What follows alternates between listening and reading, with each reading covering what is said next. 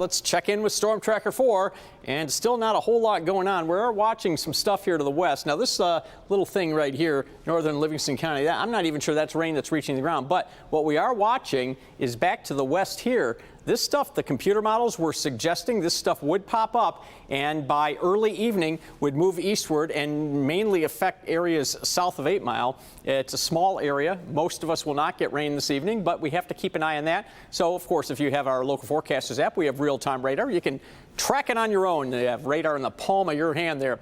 All right, I want to get into the forecast. I want to spend some time talking about the Friday night storms. Now, first of all, when we wake up Friday morning, this warm front's coming through. I'm pretty confident we're going to be dry. There is one model that's actually suggesting that we may have a brief shower with it, but I think right now dry. All the other models are keeping us dry, and we should be partly cloudy and breezy and hot.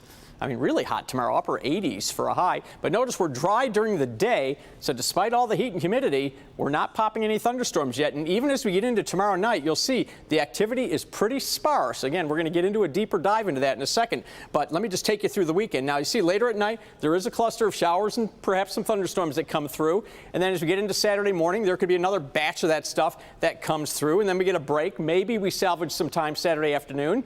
But then Saturday night, we have another batch that comes through first thing Sunday morning. So this is going to be kind of off and on stuff through the weekend. I don't think it's going to be continuous rain. Storm Prediction Center has us either in a marginal or a slight risk. And I want to talk about that for a second because there are some things that are going to weigh against the storm activity on our Friday night. Now, normally the temperature drops, it cools as you go up in the atmosphere, but sometimes you get a layer where it actually gets warmer and then it starts getting cooler again. That layer where it starts getting warmer, that is a stable layer that it's called a temperature inversion. We call it like a cap because it kind of puts a lid on thunderstorm development, and that could be a very important factor in suppressing some of our storms tomorrow night. I'm not saying there can't be a strong storm, but I think the greater chance is northern lower Michigan, so we'll keep an eye on it for you. 64, very mild night ahead, and then tomorrow again getting into the upper 80s to near 90 degrees, and we'll drop it about 10 degrees or so on Saturday, just with more clouds, but we'll get some sun, I think, perhaps a break in the afternoon, but mainly morning showers on Sunday, cooling into the 60s through Tuesday.